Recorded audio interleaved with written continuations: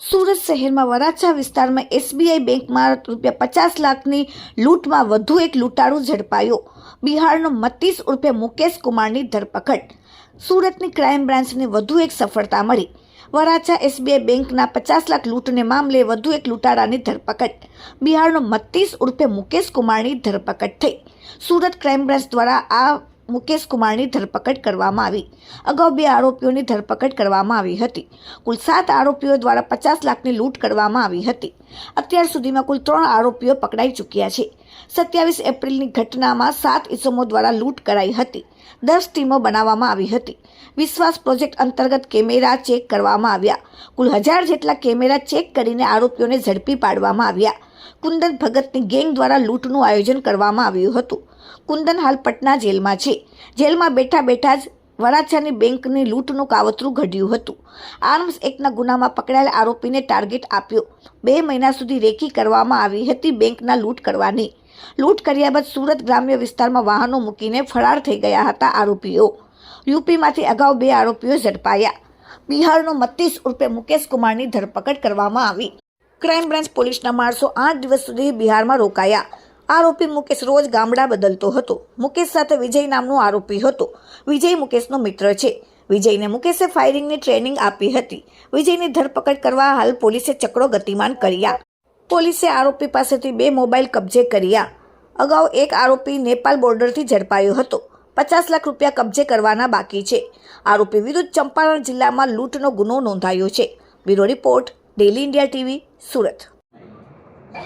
27 April 2026ના રોજ વરાછા વિસ્તારમાં એસબીઆઈ બેંકમાં એક લૂંટનો બનાવ બનેલો હતો, જેની અંદર 6 થી 7 ઈસમો, હથિયારધારી ઈસમો એ બેંકમાં ઘૂસી ગયેલા હતા અને બેંકમાંથી મોટી સંખ્યામાં રકમની લૂંટ કરીને તો ભાગી ગયા હતા।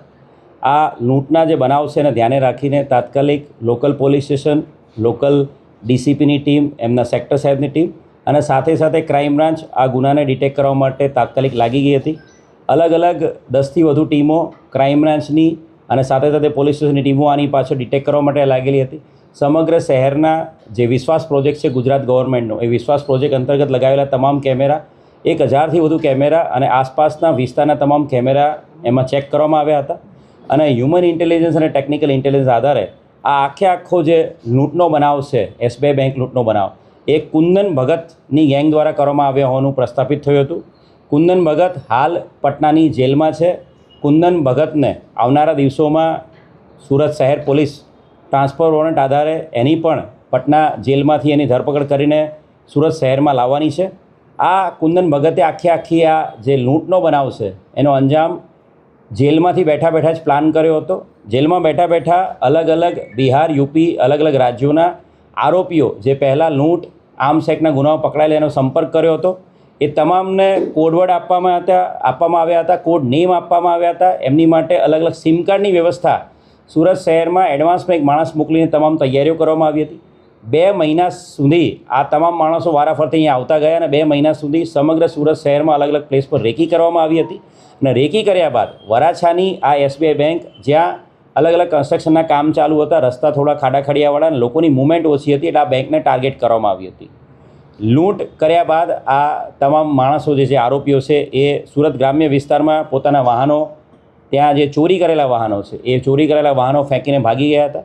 ક્રાઇમ બ્રાન્ચને આ ગુનાને ડિટેક્ટ કરવામાં ખૂબ મોટી સફળતા જે તે સમયે જ ફક્ત 4 દિવસના ટૂંકા ગાળામાં મળી ગઈ હતી અને આરોપીઓ આઈડેન્ટિફાઈ કરીને ઉત્તર પ્રદેશના અયોધ્યા જિલ્લો અને ગોંડા જિલ્લો, ત્યાંની લોકલ પોલીસની મદદથી શુભમ ઠાકુર અને વિકાસસિંહ રાજપૂત 2 આરોપીની ઓલરેડી ધરપકડ થઈ ચૂકેલી છે અને આ 2 આરોપીની પૂછપરછમાં વધુ આગળ જે ડિટેક્શનમાં મદદ મળી હતી અને 2 આરોપીની પૂછપરછ ઇન્ટ્રોગેશન આધારે બિહારના ઈસ્ટ ચંપારણ જિલ્લાનો જે આરોપી છે મતીસ ઉર્ફે મુકેશ કુમાર, એને આઈડેન્ટિફાઈ કરવામાં આવ્યો હતો અને પીઆઈ જે અમારા પરમાર છે, એસએન પરમાર ક્રાઇમ બ્રાન્ચના, એની એક આખી ટીમ અમે લોકોએ બિહાર રવાના કરી હતી। બિહારના ઈસ્ટ ચંપારણ, પૂર્વ ચંપારણ અને મોતિહારી જિલ્લા, એ બંને જિલ્લાઓમાં ત્યાંની લોકલ પોલીસનો સંપર્ક કરવામાં આવ્યો, ત્યાંની મદદ લેવામાં આવી અને ક્રાઇમ બ્રાન્ચની ટીમ સતત 8 દિવસ સુધી ત્યાં હાજર રહીને અલગ અલગ લોકોને પૂછપરછ કરીને ત્યાં ખાનગી પહેરવેશમાં, ખાનગી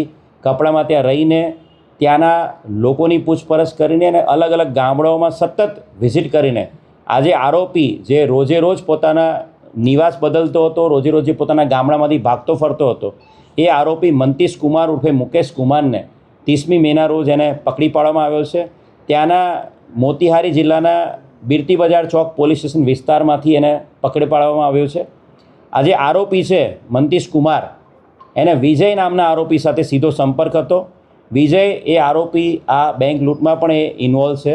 વિજયને હાલ ધરપકડ કરવાની બાકી છે, પરંતુ વિજય દ્વારા આ આરોપી મુકેશ કુમારનો સંપર્ક થયો હતો અને બંને જણા સાથે અહીંયા આવેલા હતા. વિજયે આ આરોપીની પૂછપરછમાં એ પણ ખબર પડી છે કે આ લૂંટના અલગ અલગ ગુનાઓને અંજામ આપવા માટે આ વિજયનો નાનપણથી મિત્ર છે મુકેશનો, અને વિજય આરોપીને ત્યાં બિહારમાં એને ફાયરિંગની પ્રેક્ટિસ પણ કરાવેલી છે અને ફાયરિંગ પણ ત્યાં એને શીખવાડેલું છે, જેથી કરીને કોઈ પણ ક્રાઇમને અંજામ આપવા માટે એ લોકો જાય તો ક્યાંક કોઈ એવો બનાવ બને, ફાયરિંગ કરવાની ઉપસ્થિત થાય તો એ લોકો ફાયરિંગ પણ કરી શકે. આ વિજય છે એને હાલ પકડવાનો બાકી છે, પરંતુ એનો આ ખાસ મિત્ર જે મંતીશ કુમાર ઉર્ફે મુકેશ કુમાર, એને ઈસ્ટ ચંપારણથી પકડી પાડવામાં મોટી સફળતા મળી છે.